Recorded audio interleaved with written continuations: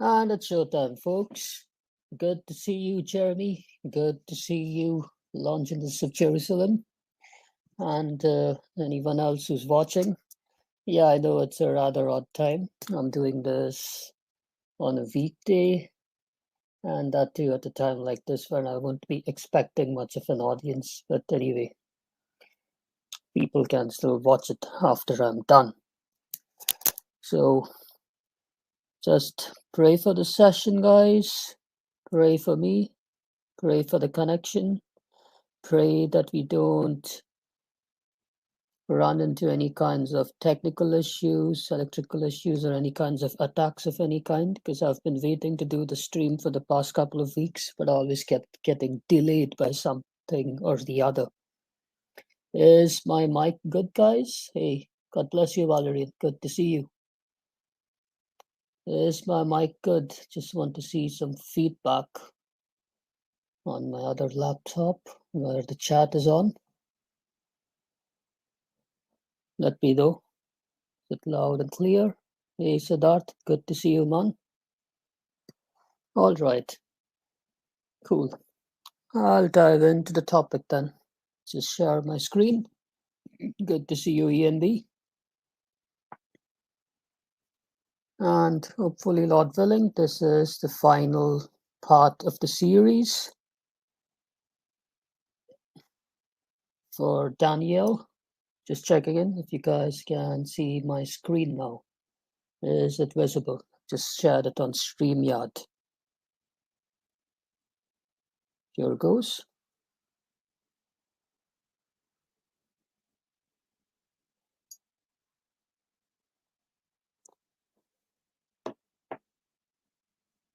Just a sec.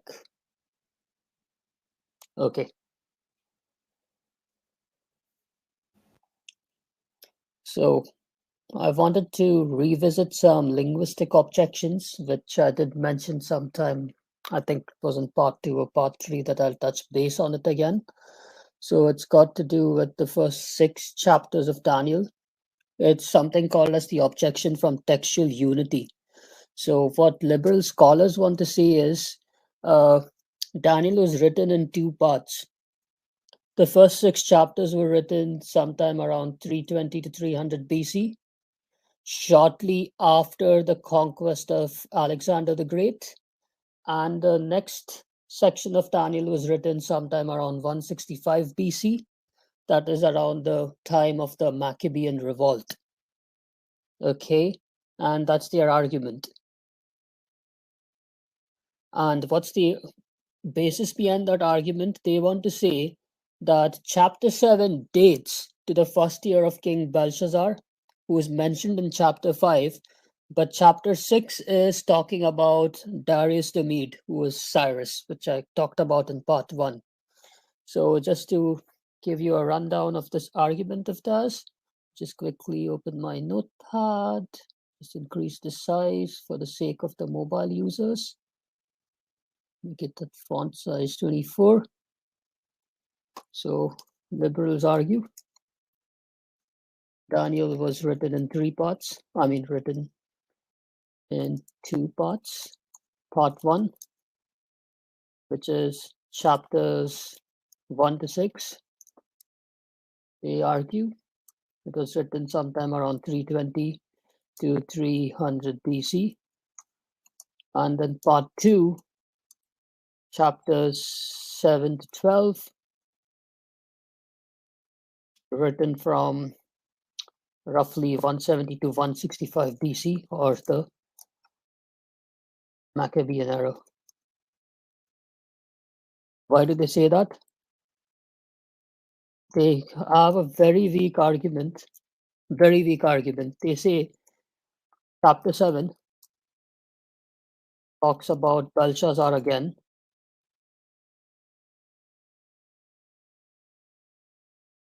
When it's already spoken of, when it's already talked about in chapter 5. So 2 different authors. Hey, Bewitched Prophet of Islam, good to see you. That's their argument. So two different authors. It was compiled in two parts by at least two different authors, or rather two different set of authors. Okay, and how will I tear this argument apart? It's quite simple, really.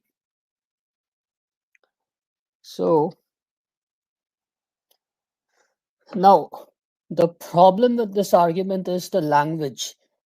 If they are saying chapter 1 to 6 was written in the 300s, and then chapter 7 to 12 was written around 165 BC. Now there's a slight problem. Chapter 1 to chapter 2, verse 3, that's written in Hebrew. Now, chapter 2, verse 4 onwards to chapter 7, that's written in Aramaic. And Daniel chapters 8 to 12, the last four chapters. Sorry, I made a typo again. My bad, excuse my typos. This is again written in Hebrew.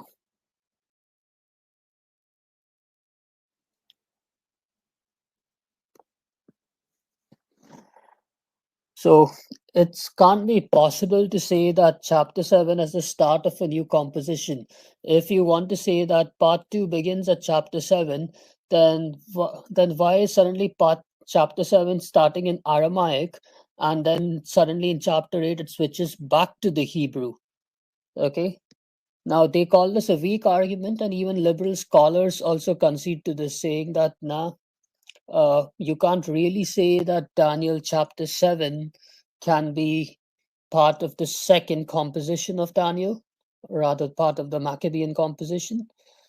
So even John J. Collins, who's a liberal scholar, just says linguistic considerations neither require unity of authorship for the Aramaic chapters, nor in themselves warrant a distinction between chapter 7 and the earlier chapters. Okay, so I'll just coming back to my notes. So just to put it simply forward, Daniel chapter 7 can't be part of the later dating, since 7 is in Aramaic, 8 is in Hebrew.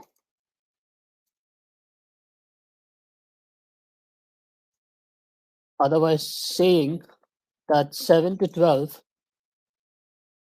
is dated later is a weak argument. Because if you're saying a second author wrote 7 to 12, why would the author suddenly change writing 7 in Aramaic and then switch over to Hebrew in chapter 8? So that's the argument. That's how you just remove this argument, considering this unity. But that still creates a problem. So even if you could argue 7 was part of the original, then one can still say that 8 to 12 were written later.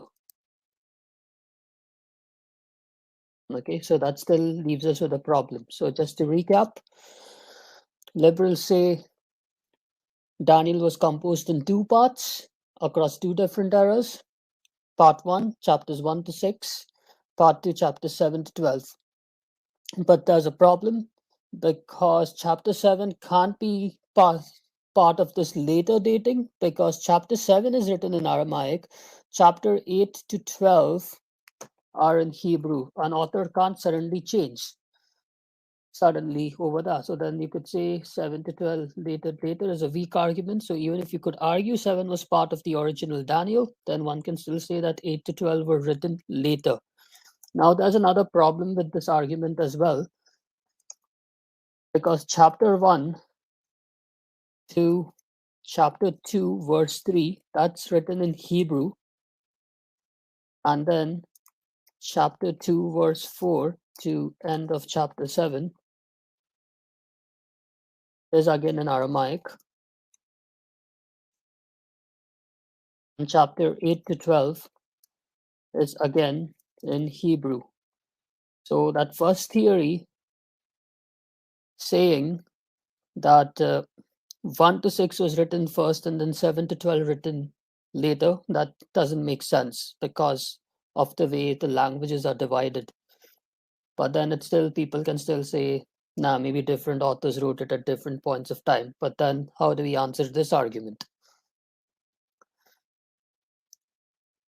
So coming back to our conservative scholarship, that is actual conservative scholarship, not our James Whites or Daniel Wallace or all these kind of guys. Take, for example, Gleason Archer. Now, he's making a certain point.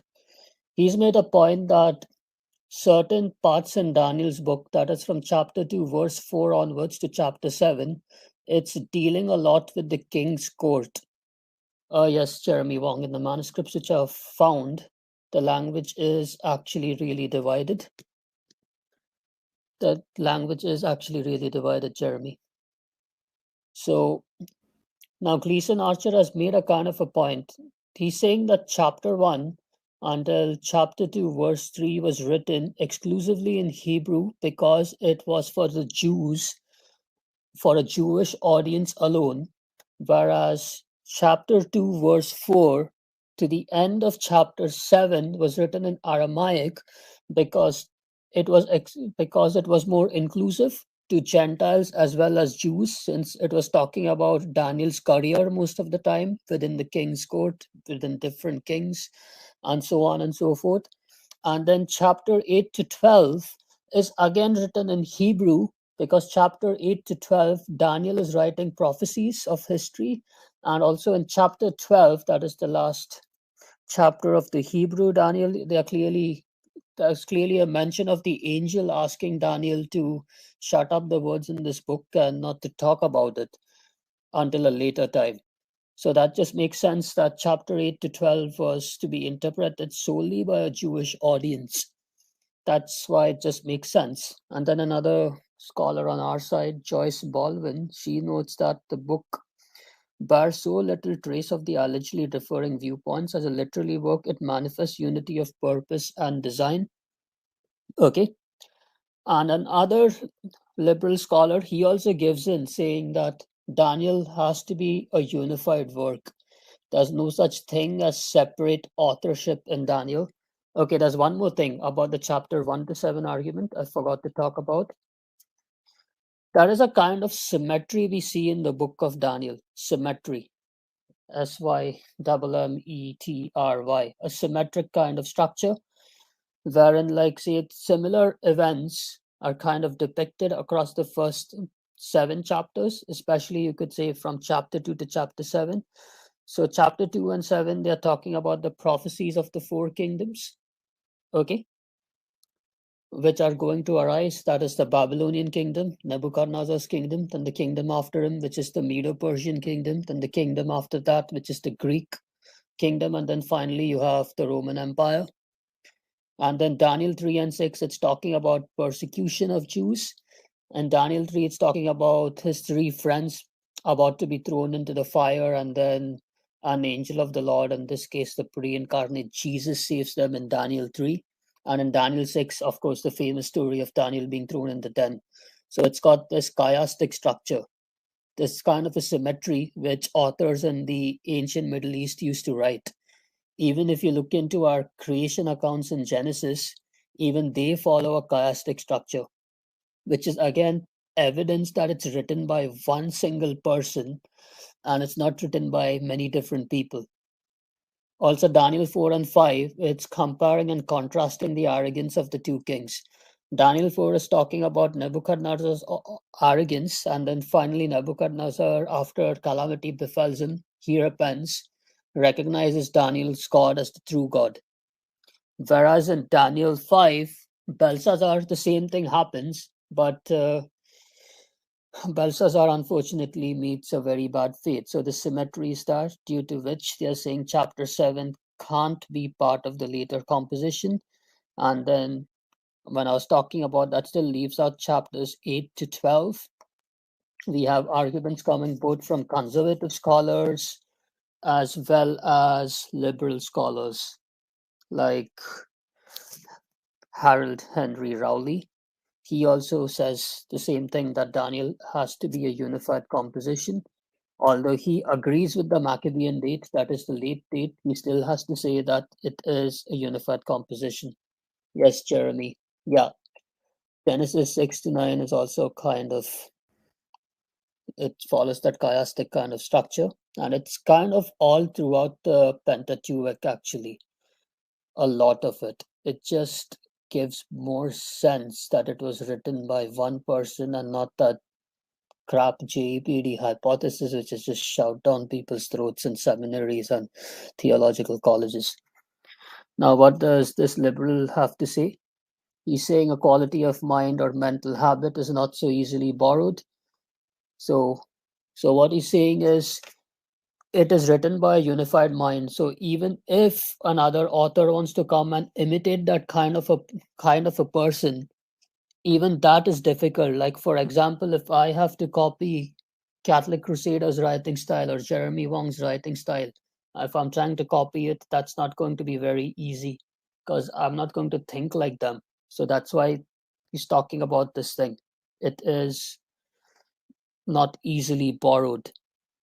Not less so is the difficulty of finding any clear division, since the threefold test of language, form, and presumptive authorship yields different results, while Chapter 7 will continue to embarrass the dissectors by its refusal to be assigned to either half alone. So he's saying it's very difficult to put Chapter 7 in either half. If you want to claim it is Daniel 1 to 7 was the original composition, fine. But then it's again difficult with chapter 7 because you won't be able to put that in Daniel 1 to 7 and claim it's the original. And it's also difficult to put that exclusively in Daniel 7 to 12 and claim that's the second composition. So he's saying chapter 7, the placement of chapter 7 will only make sense if we assume that it is part of a unified whole. That's chapters 1 to 12. Okay. But we have this other liberal, John J. Collins. He's talking about some discrepancies existing in Daniel. Okay, some discrepancies. John J. Collins, on some sides, he agrees with us, but on other sides, he wants to get out really weak strawman kind of arguments.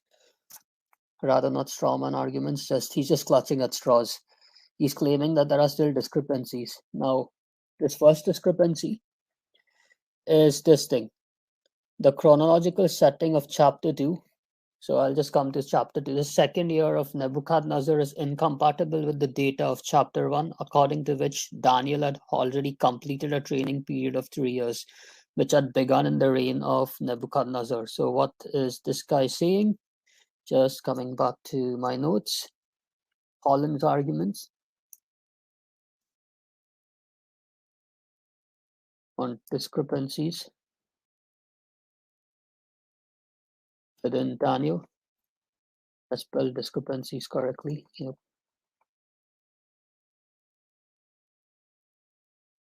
So he's stating the first argument. Chapter 2 says,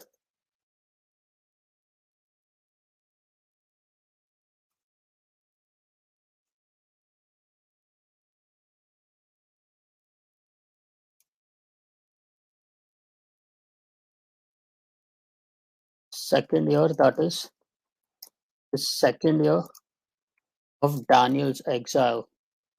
All right, I'll just check the Bible just to be very clear about that. Let's have a look. Daniel 5, New KJV, Bible Gateway.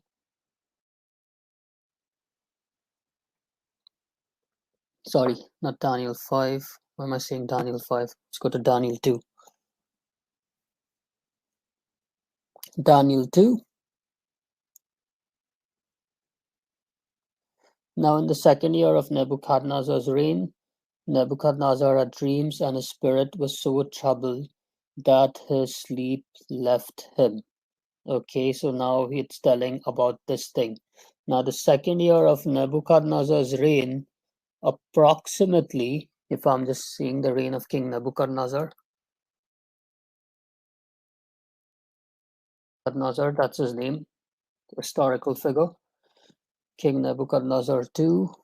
when did he start reigning? Yeah, he started reigning around 605 BC, roughly 605 BC, just to give you guys the date.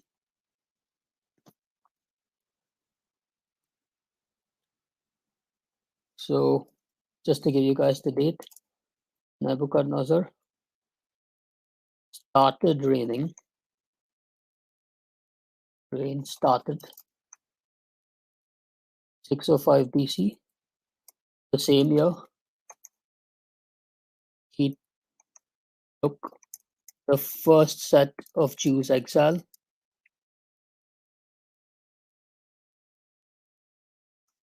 And I kind of talked about that 605 BC argument in my second video. Okay, that 605 was that 597 BC argument concerning the two exiles. Now, Daniel was taken with his friends during this exile. Note, that was around 605 BC. Okay, now chapter 2 here, it's starting with the second year of Nebuchadnezzar reign. So Daniel chapter 2 starts with the second year of his reign. Now, if I'm saying second year of his reign, that is 604 BC, because we are going backwards, 604 years before Christ. So the timeline is backwards. If you're counting dates in AD, then the timeline we keep adding. But if you are adding dates in BC, then the timeline we keep subtracting. 604 BC. So that's the argument. But he's saying this is a problem, because chapter 1 says Daniel and his friends were trained by the king, trained in the king's court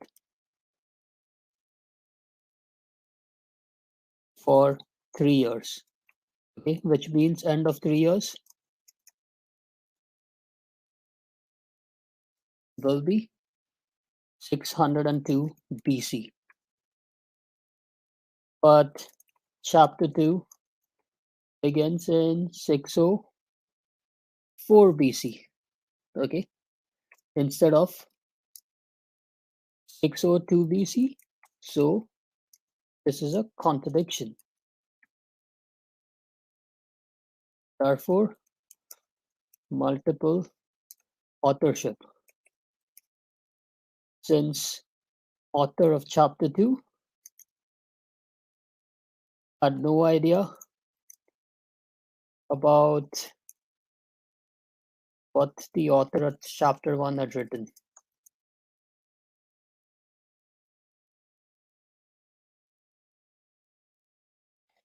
You get the argument? This is the argument he has to make. These are the same stupid arguments people make against Genesis 1 and Genesis 2, saying that they are two contradictory creation accounts. No, that's not really the case. They are not two contradictory creation accounts.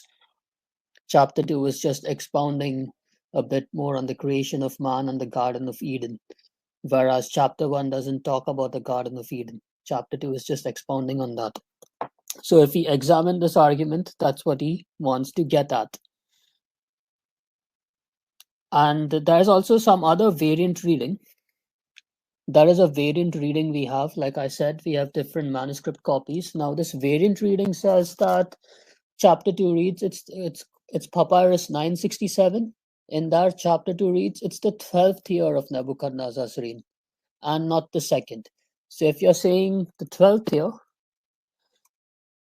but we have Papyrus, I think 967, which reads 12th year of Nebu's reign. Just put Nebu for short. Which mathematically speaking, if it's the 12th year, he started in 605. So 605 minus 12, that will equals 593 BC, roughly. Okay. And that kind of resolves it. So the problem is solved. But since it's only one papyrus,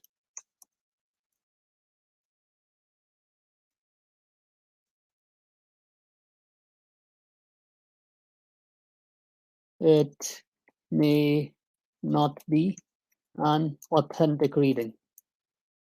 So there is still a problem because he's saying just one manuscript which is telling that, so it's not an authentic reading. Okay. So how do we come to this? How do we vindicate this? Simple.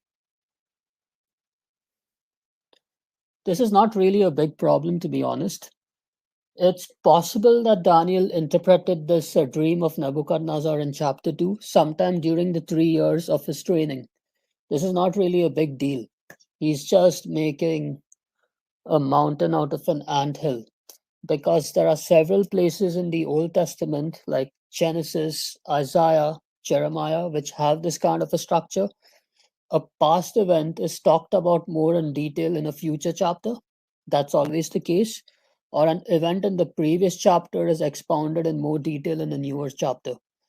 This is something, uh, no, Valerian, I'm talking about the papyrus manuscript of our Bible, not our clay tablets. A papyrus manuscript of our Bible, actually, not the Babylonians. But yeah, I'm coming to the clay tablets and the cylinders. I'll be coming to that, the Nabonidus cylinders. Good point you raised up. Hey, good to see you, Akash. Faith Defender. Hey, God bless Emmanuel Shahid.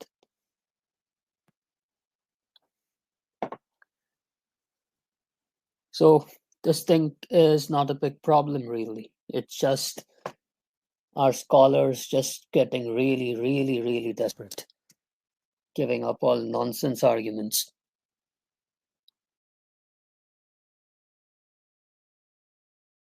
Now, there's still a second issue this guy wants to bring up, John J. Collins. Now, the second issue is that in Daniel chapter 5, Belshazzar is a non existent king. That's number one. And number two is Belshazzar is not aware about Daniel's existence nor of the experience of his father. And he's also talking about another argument. He's saying chapter 3 omits Daniel. Now, chapter 3 is skipping Daniel because in chapter 3 it only talks about the persecution of Daniel's three friends. It doesn't say anything about where's Daniel. So, again, he just wants to say that maybe that thing was inserted by some other author. But this is just a speculation on his part. It's not really a big thing because there are several other places in the Old Testament where certain characters are not talked about. Like, for example, uh, in Genesis, you have the story of Judah and Tamar. That particular chapter was just had to do with Judah. But again, typologically speaking, it's got a lot of significance. And also, there's a chiastic structure over there as well, because it's just comparing and contrasting Judah's behavior with that of his behavior, Joseph, when it came to the sin of adultery and lust. It's just making a comparison over there between how Joseph behaved and how Judah behaved. And John J. Collins, despite archaeological evidence, just has to say that Belshazzar is allegedly the son of Nebuchadnezzar, allegedly, but I already proved that in part one, and I'll be talking more about Belshazzar here. Also, Belshazzar is not unaware of Daniel. That's what he's saying. Is not aware of Daniel. Sorry, I made another ridiculous typo. I'll just correct it here.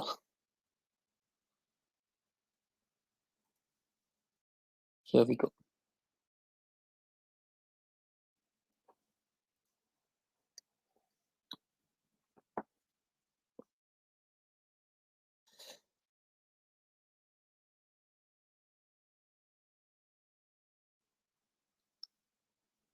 Sorry. It was unaware. I think I just need to have a bit more coffee today. Because Daniel 5:14 to 16, if you read that out, Belshazzar was aware of Daniel. He just had forgotten about him. That's it. Nothing more. So he's again making really weak arguments, John J. Collins. Okay, we'll go on to the next slide, which is just got to do with some good news, some positive evidence which we are getting from archaeology. I did cover some of that in part one, but I'll just continue and talk about it a bit more today.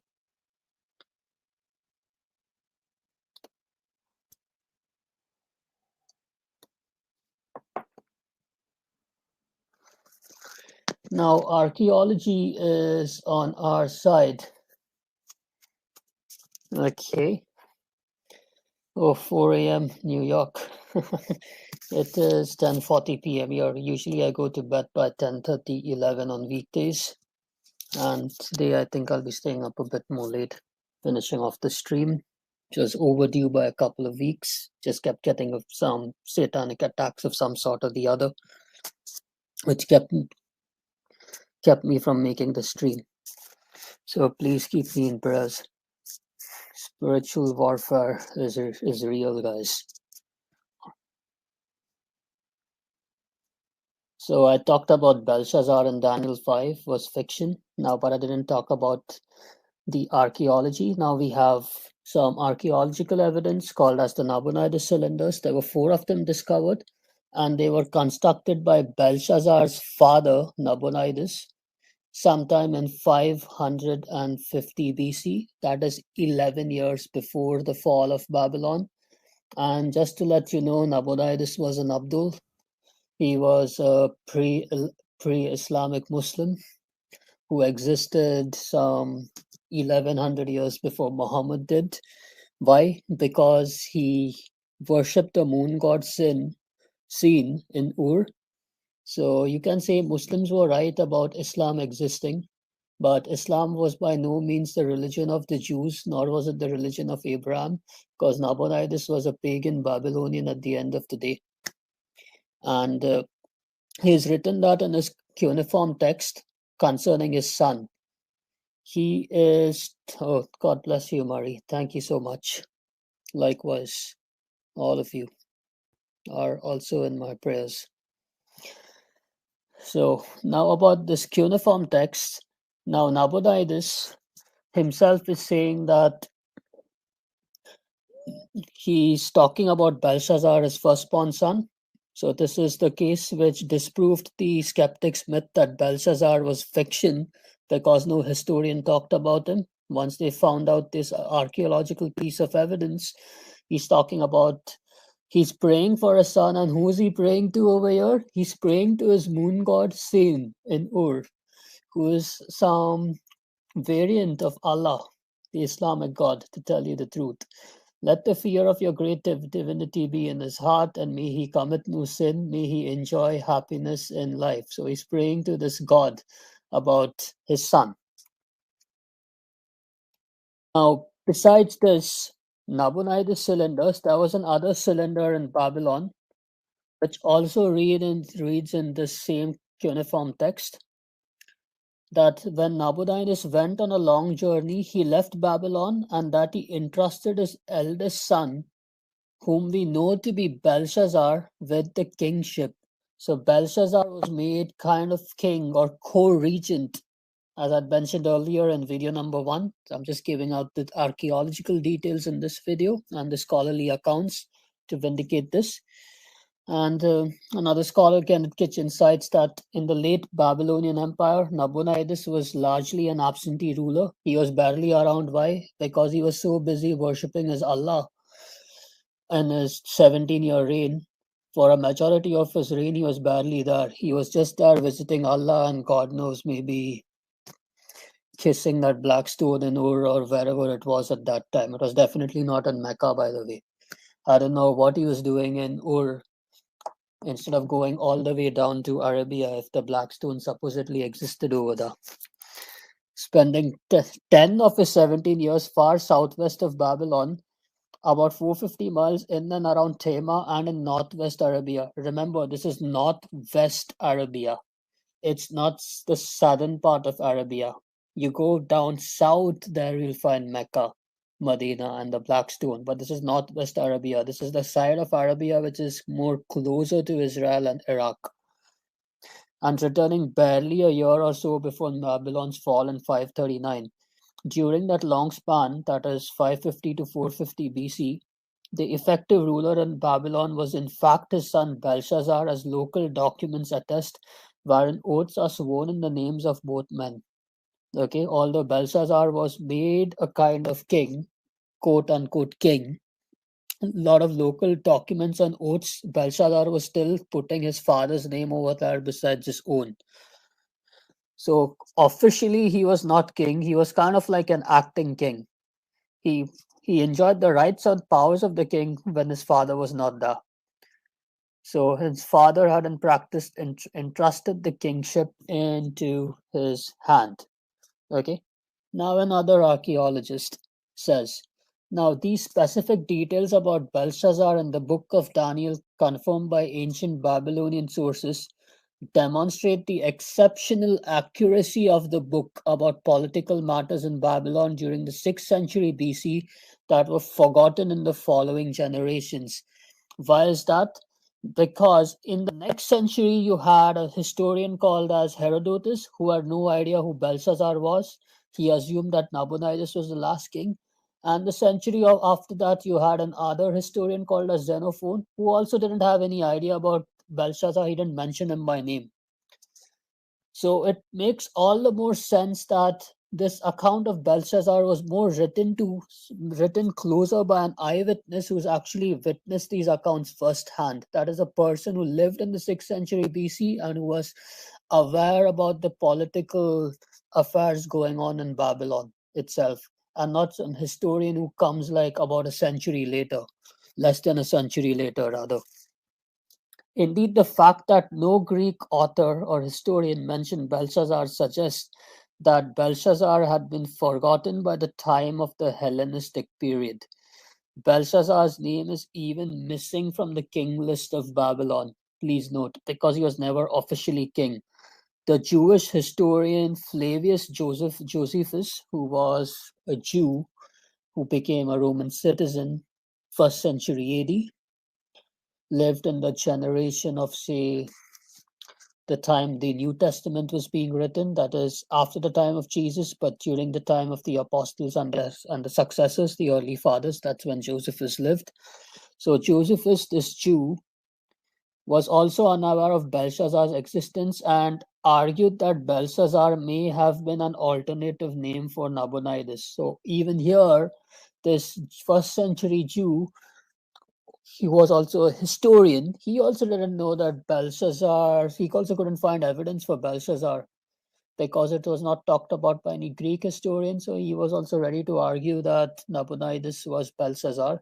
And also in some of our Bibles, which are not up to date with archaeological evidence, even they have that footnote saying in brackets, Nabonidus was another name for Belshazzar, which is kind of incorrect in some Bibles, including even the Douay-Rheims, because they have not updated it archaeologically with that kind of footnote, saying that Belshazzar was actually found and whatnot, and so on.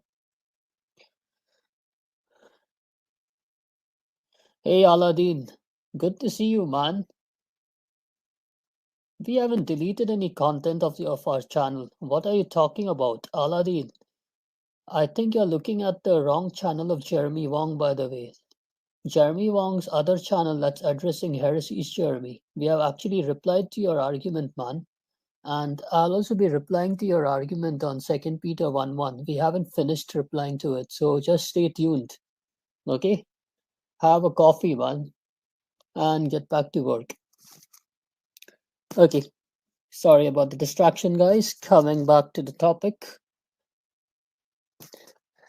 James Montgomery. Now he's another liberal scholar who agrees with the Maccabean dating of Daniel. He's saying that he also agrees. He's also on our side with respect to this. Okay.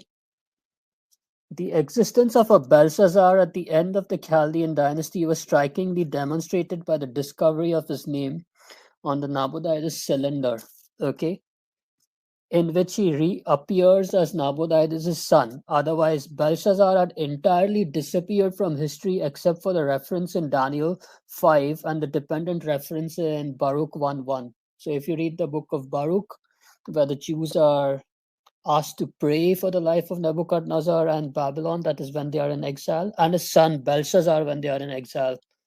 Hey, good to see you, Ban. God bless you too. Oh yeah, guys, please don't forget to subscribe to Ben Beal's Corner if you haven't done so already. Amazing channel, good content, it debates a lot of people as well, Unitarians, Muslims, and even has some good fruitful discussions with Protestants. Okay, so coming back, even liberals have to concede to that point that only Daniel knew about Belshazzar, not even secular historians or Greek historians, even they were silent about him. So he's saying where the Jews are bidden to pray for the life of Nebuchadnezzar of Babylon and for the life of Balthazar his son, which appears first sight to be an echo of Daniel. Now Daniel's knowledge of Belshazzar, it's pretty much a thorn for the late liberal Maccabean dating, because no historian knows about it. So even if some historians knew about Belshazzar, then what people would have said was that, okay, now since Herodotus talked about Belshazzar, or if, say, Xenophon talked about Belshazzar by name, so then our author of Daniel is just copying them, which is proof that Daniel was written late. But now, since both of them are silent, they are compelled to admit that maybe this knowledge was known to somebody in the 6th century, but it's still not good enough for them to talk about Daniel being written early. Okay, at least for them. For us, it's more than good enough. Now, Daniel chapter 5, verse 5. There's some more archaeology which fits over here. I'll just come to the biblical story. Just get back to Daniel 5 and talk about what was happening. So, this happened at the fall of Babylon, just to give you some context. So, Belshazzar's feast. Belshazzar the king made a great feast for 1,000 of his lords and drank wine in the presence of the 1,000. Okay, that is, he called all the nobles, the royal family, his courtiers, and etc. And he made a great feast, a party. While he tasted the wine, Belshazzar gave the command to bring the gold and silver vessels which his father Nebuchadnezzar had taken from the temple, which had been in Jerusalem, that the king and his lords, his wives, and concubines might drink from them. So now these gold and silver vessels were from the first Jewish temple, that is the Temple of Solomon, which Nebuchadnezzar had burned down sometime in 586 BC, and had made an argument about this father Nebuchadnezzar. Now, father in that context just meant predecessor. I talked about it in video 1. You can just have a look at video 1. Okay. Then they bought the gold vessels and these vessels, by the way, they were sacred. They were really sacred vessels because they were used in the temple for worship by the priests and the Levites. Then they brought the gold vessels that had been taken from the temple of the house of God, that is the temple of Solomon, the first temple, which had been in Jerusalem, and the kings and the lords, his wives and his concubines, drank from them. In other words, they defiled these sacred objects. Okay.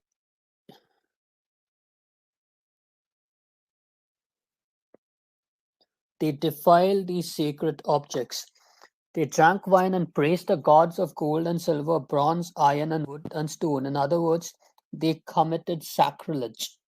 They committed sacrilege with these sacred objects which were used in temple worship. And just a side note to Protestants who think that maybe Catholics or Orthodox or any of the apostolic churches are too much into religion and stuff, that we follow some form of idolatry. That's not really the case, because certain things are meant for worship, relevance, adherence. So that's the thing here. And this was this guy's Belshazzar's undoing. In the same hour, now this is verse 5.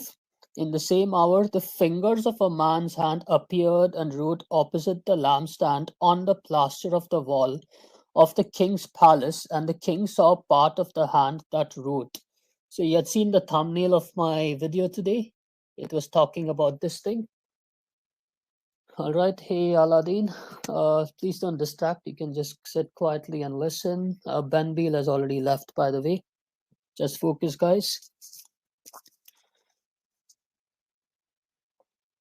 And the king saw the part of the hand that wrote. And just to give you the heads up, yeah, Bob is a bit overrated. Just, just my opinion. Okay. Then the king's countenance changed, and his thoughts troubled him, so that the joints of his hips were loosened and his knees knocked against each other. So as soon as he saw this hand appearing out of nowhere and writing something on the wall, the king got scared. But he could not interpret the writing, therefore he had to call Daniel. Okay, so I'm just coming back. Now take a note of verse 5. Lampstand on the plaster of the wall of the king's palace. This phrase, plaster of the walls of the king's palace, and the king saw the part of the hand that wrote. Just this phrase here, plaster of the wall. Now, archaeology is again on our side. Archaeology demonstrates rather, sorry, I'll just fix this typo again.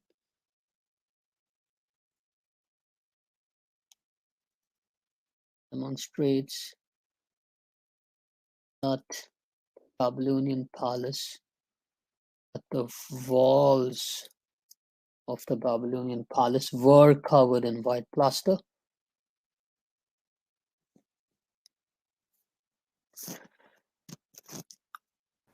And this is what archaeologists and scholars note. The circumstantial details suggest the testimony of an eyewitness because it's talking about the plaster of the wall. In this case, the king himself.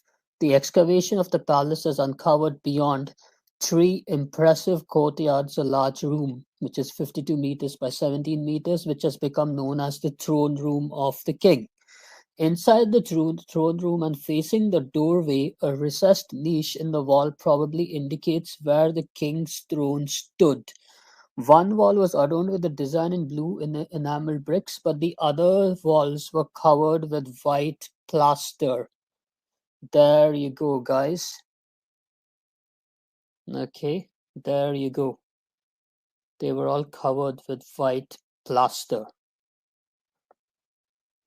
Okay, which is consistent with verse 5. There's very intricate, minute details. Scripture has captured and archaeology has confirmed it. Throw these scholars out of the window.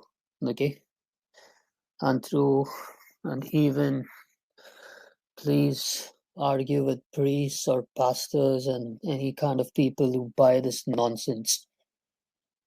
Oh, this stuff was discovered quite recently, actually, in the 20th century, within the last century.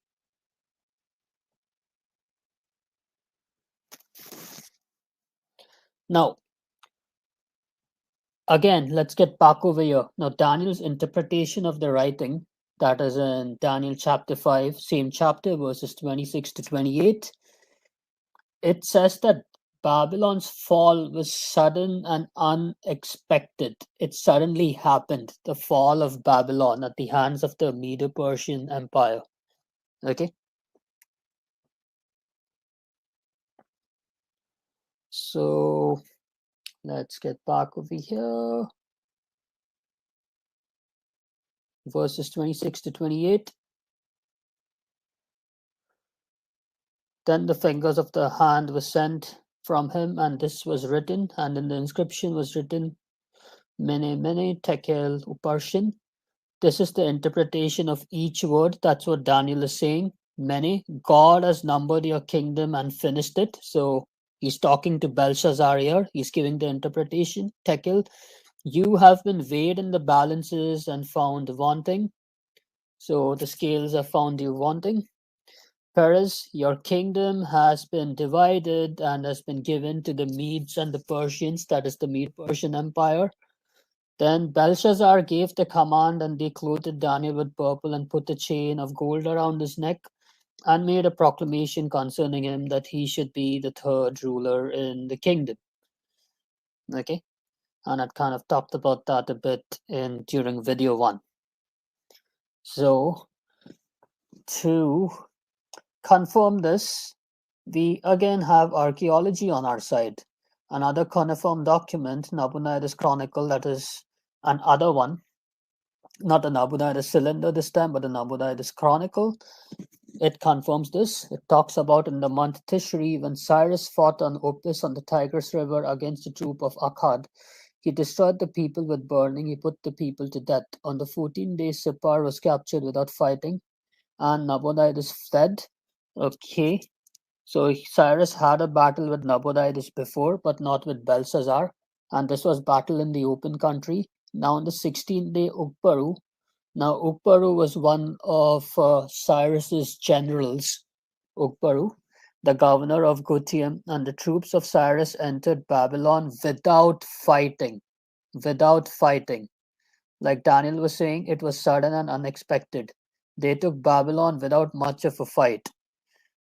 Afterward, when Nabonidus returned, and that time Nabonidus was not there in Babylon. Take note. Afterward, when Nabonidus returned, he was taken captive. He was taken captive in Babylon. So, in other words, when Babylon fell, Nabonidus was not there. Okay, according to this thing, Babylon fell, Nabonidus was not there. He had actually fought Cyrus in another battle and he had run away. But when Cyrus had taken over Babylon, Nabonidus was not there. Okay. Until the end of the month, the arms of Khutiab surrounded the gates of the temple Esagila. No one's weapon was placed in Esagila or the sanctuaries, and no appointed time was disregarded. In the month Markesu, on the third day, Cyrus entered Babylon, were carried before him. Prosperity was established in the city. Cyrus decreed prosperity for all in Babylon. Koberes, his governor, placed governors in charge of Babylon. That is another governor, another general. From Kislev to other, the gods of Akkad and Nabonidus had brought up to Babylon, they returned to their cities. So the text does note that Nabonidus was missing when Babylon fell, but was later captured when he returned. The Nabonidus Chronicle also notes someone important died when Babylon fell, but doesn't mention the person who died. Now, someone important, if we corroborate with the Bible, Daniel chapter 5, it turns out it's Belshazzar. And if we know that Nabonidus was away and Belshazzar was king, according to the Nabonidus Chronicle, it's again Belshazzar.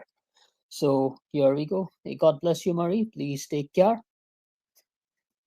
In the month Marches one, on the night of the 11th, Ukparu, the governor in the month. So this text is unclear. Therefore, you see question marks of the king, something question mark of the king died when Ukparu took over Babylon. Ukparu, that is Cyrus's general. From 20th day of Adar to the 3rd day of Nisar, there was weeping in the land of Akkad, all the people prostrated in their heads. So this question mark, the dash of the king died. So does it mean son of the king? Maybe. Okay. So liberal scholar James Montgomery first he kind of disagrees a bit, saying it just can't be Belshazzar, but then he just gives in, saying it could be Belshazzar, who is this important person who died, who's somewhat associated to the king. Who this personage was is quite doubtful. Most scholars, while recognizing the uncertainty, have filled the lacuna with the son of the king, that is Belshazzar. So example, king bought and clay bought flour and dirty earlier, but the latter now does not venture to fill the gap. So he's just talking, one of them doesn't want to fill the gap among these other scholars. So he's claimed like 3 of these scholars, 4 scholars, king bought and clay bought fire and dirty earlier. He's saying this guy doesn't want to do it anymore among these 5 scholars, but finally he just gives in. Even this liberal gives in, saying that it could be Belshazzar who was this important guy. Accurate interpretation is impossible owing to the illegible condition of the text. As I said, the text on that chronicle, on this Nabonidus chronicle, is very unclear. This is what could be translated. The other stuff could not be translated. All right. But however, there is a strong probability that Belshazzar was slain in connection with the fall of Babylon, as indicated in the 5th chapter of Daniel and intimated by the record of Xenophon. Now, Xenophon was another historian who lived in the 4th century BC, that is 2 centuries after Daniel's time. So he recorded this thing in the 300s BC. So if we need to do addition of the different sources and just compare it with the Bible as the base, it just corroborates with the Bible. You don't have any other theories, any secularist theories, liberal theories just do not stand here. Also, besides this, we also have the Cyrus cylinder. Besides the Nabonidus Chronicle, besides the Nabonidus cylinder, besides Herodotus, besides Xenophon, we also have the Cyrus cylinder. Cyrus was instructed by the god Marduk. Now, this is Cyrus thinking to march against the city Babylon. Without any battle, he made him enter his town Babylon, sparing Babylon any calamity. So, again, Babylon's fall was sudden. If I'm just taking this thing, because if I'm just going back here,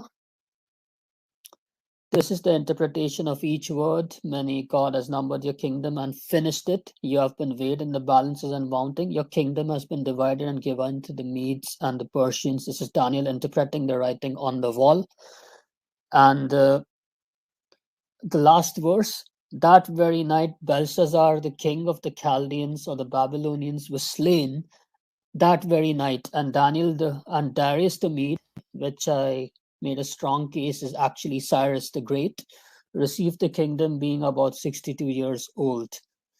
There we go. It was sudden, and history also talks about it. Archaeology, actually. Xenophon, the Greek historian in the 4th century BC, writes in Cyropedia, that is his work, Cyropedia, the Persians diverted the Euphrates River. He also writes that the acting king, he doesn't name the acting king though, was killed following the fall of the city. What more evidence do you want?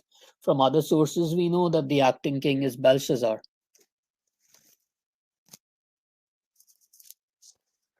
Daniel 5 narrates that Babylon fell the same night Belshazzar threw a party. Now, Daniel 5, verse 1, it's talking about Belshazzar throwing a kind of a party and inviting all his nobles, and then they started defiling the instruments and sacred vessels and cups which they used in the temple of God, that is first temple of Solomon. And they were having whatever, a drunken orgy, God knows what they were doing there. Okay? They were committing an act of sacrilege.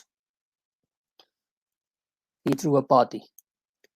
And now this is again confirmed. Xenophon confirms this in Cyropedia, who notes that Cyrus chose to invade when he heard that a certain festival, so they were celebrating. The Bible records that festival as Belshazzar having a party had come around in Babylon, during which all Babylon was accustomed to drink and revel all night long. Revel, party all night long. So it was kind of a drinking festival.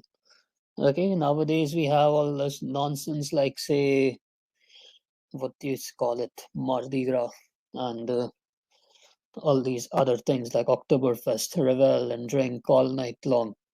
Cyrus encouraged his men, Cyropedia 7:5:20-21.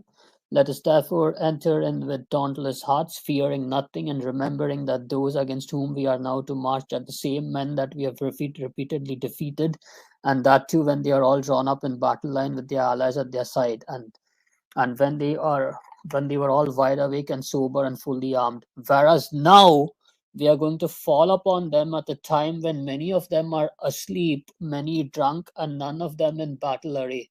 There, he clearly says that these guys are too busy partying, they are drunk, they are in no position to fight. So let's take over the city. Now is our chance. And when they find out that we are inside the walls in their panic fright, they will be much more helpless still than they are now. Herodotus also gives more details about this in his 5th century BC account. So this is Herodotus talking about how Cyrus took over. He writes a century before Cyropedia, the guy who wrote Xenophon. Cyrus posted his army at the place where the river goes into the city. So he actually talks about how Cyrus took over the city and another part of it behind the city. So he divided his army into two parts. one across the river and one behind the city, where the river comes out of the city, and told his men to enter the city by the channel of the Euphrates when they saw it to be fordable. Having disposed them and given this command, he himself marched away with those of his armies who could not fight. And when he came to the lake, Cyrus dealt with it and with the river, just as the Babylonian queen, drawing off the river by the canal into the lake, which was a marsh, he made the stream sink until its former channel would be forded. So he just divided the river in this kind of a way so that they could get into the city underground. When this happened, the Persians who were posted with this objective made their way into Babylon by the channel of the Euphrates, which had now sunk to a depth of about the middle of a man's thigh. So, because of that, they were able to cross the river without having to swim. They could, since it had just sunk to the middle of your thigh, they could just walk through it. Now, if the Babylonians had known beforehand or learned what Cyrus was up to, or they would have let the Persians enter the city and have destroyed them utterly. If the Babylonians were aware that Cyrus and these guys were doing this, they would have actually let them enter the city and would have destroyed them. But since the Babylonians were too drunk, partying, having fun, enjoying themselves in orgies and whatnot, whatever, they were in no state to fight. Now, okay, they would have let the Persians enter the city and would have destroyed them utterly, for then they would have shut all the gates that had opened on the river and mounted the walls that ran along the river banks, and so caught their enemies in a trap. But as it was, the Persians took them unawares, and because of the great size of the city, those who dwell there say, those in the outer parts of it were overcome, but the inhabitants of the middle part knew nothing of it.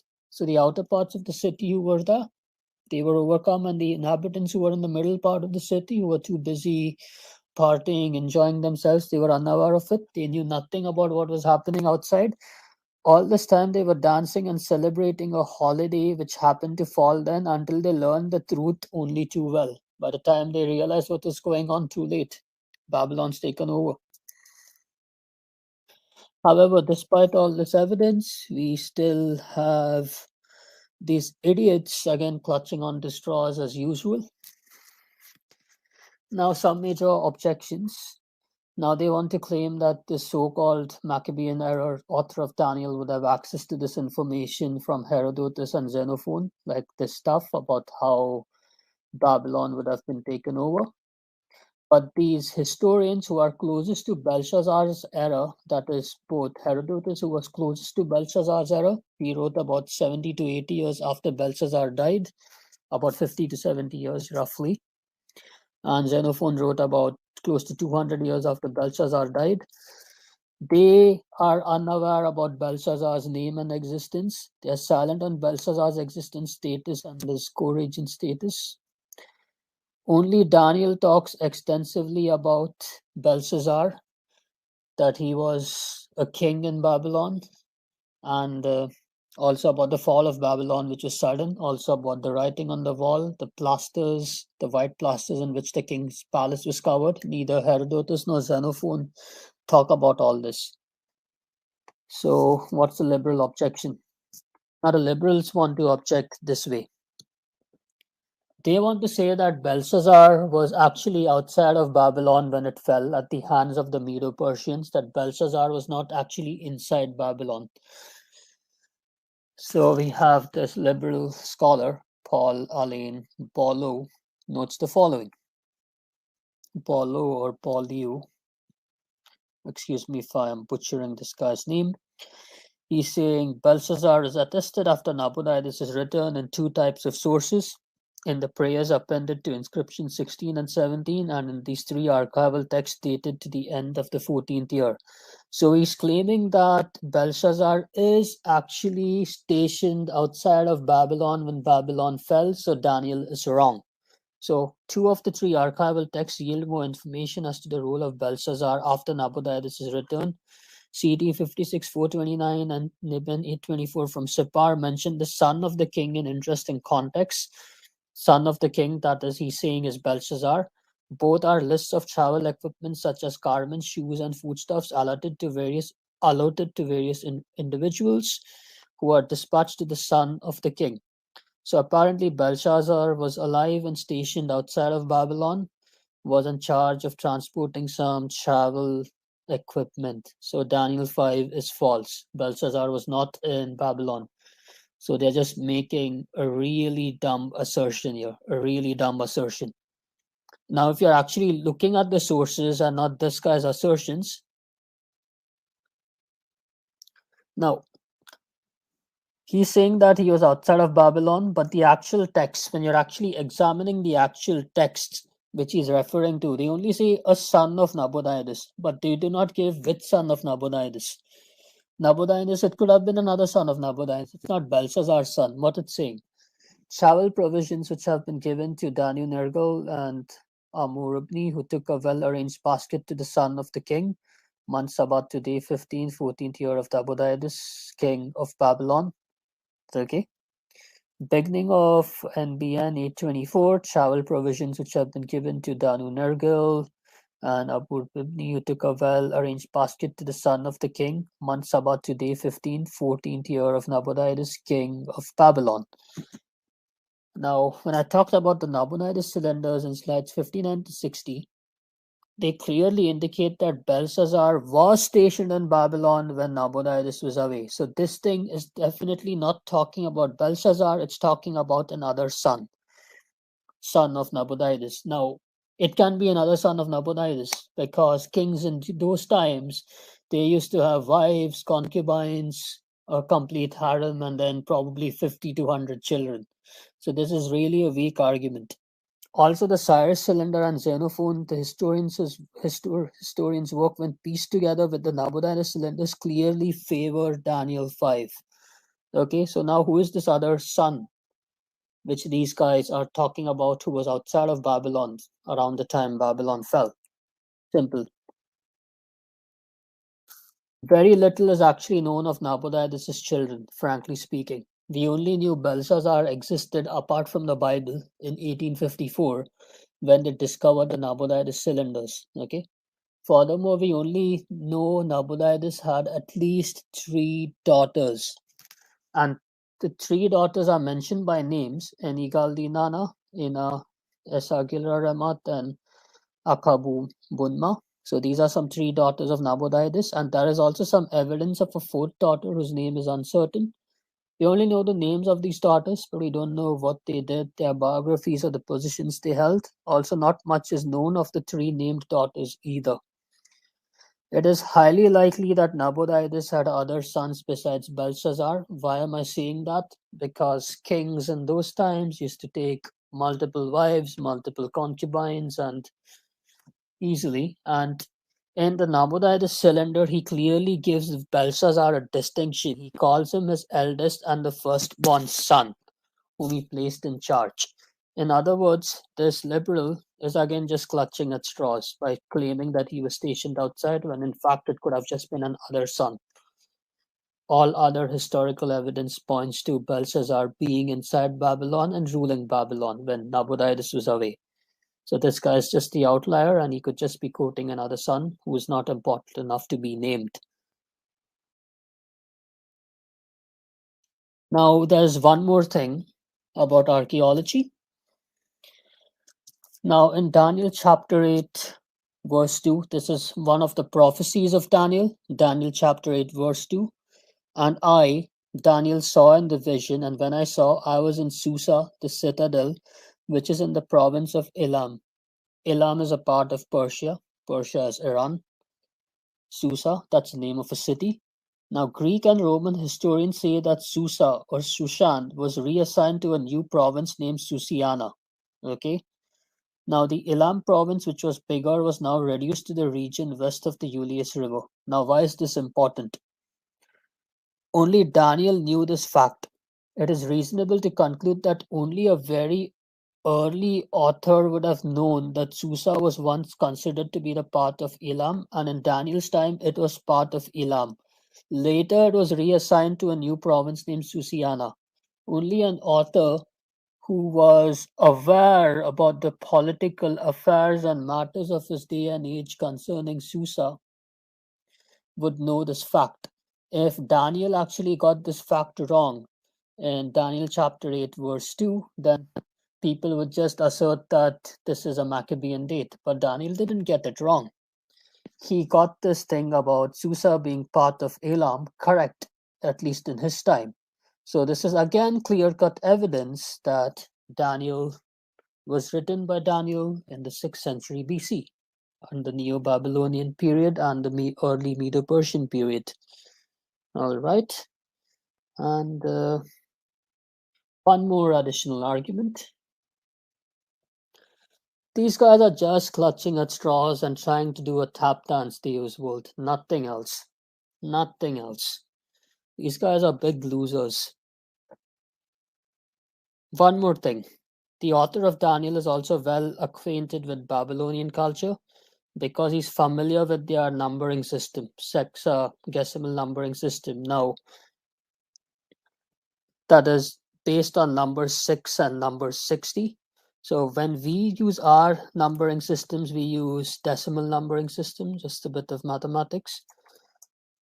We use a decimal numbering system where say 10 is important. So if I say 10 to the power 1,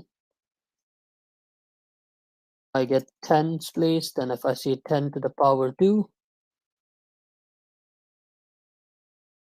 I get the hundreds place. 10 to the power 3, I get the thousands place. Okay, so every time I reach 9, then I get 10. Then the moment I reach 99, the number of digits keep increasing, 100. Then I have 999, 1000. So this is what we do to interpret our numbers. We use the decimal system, but Daniel was clearly using a sexagesimal system when he was talking about Nebuchadnezzar made an image of gold. His height was 60 cubits and its breadth was 6 cubits. He's talking in terms of 6 and 60s, whereas we talk in terms of tens.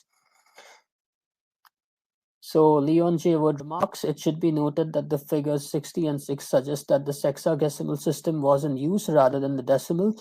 These numbers then provide a mark of authenticity because Babylon actually employed this sexagesimal system back in the day. And archaeological evidence just asserts this even more, even if Herodotus, Xenophon, and early historians were silent about this because they would not be knowing these details about the culture. It's only possible for someone who would have lived in that time to know details about that culture, or if someone was an archaeologist. And I doubt that the so-called fictional Maccabean author of Daniel was an archaeologist. Again, these guys are just refuted. Now, besides all these arguments, there's some more, at least half a dozen other arguments which I can bring forth, but I don't really consider them strong arguments because people can use them even the other way, saying Daniel would have known about this. I only pointed at arguments at an information which a 2nd century author would not have known, okay, from previous historians. A 2nd century BC author would not have known from previous historians. All the more to indicate the fact that Daniel was written by a single person, i.e., the prophet Daniel in the 6th century BC. So this brings me to the conclusion of the series. Hope you guys were edified, and if the Lord wills, next year I'll be looking at some topics like these to cover series on from time to time, again, God willing. So please keep me in prayers, keep these sessions in prayers, guys. Pray for me. I'll continue to pray for you guys. May the Lord bless us, heal us, keep us, give us the grace to be faithful to Him, walk with Him in integrity in our daily lives. Give us the strength and the grace of the Spirit to not deny Him before men. And help us, Lord, to live like proper Christians. Make this prayer to Christ our Lord. Amen. Thank you so much, guys. God bless you. And prayers as always. Catch you guys later. See you. God willing, day after tomorrow. Bye.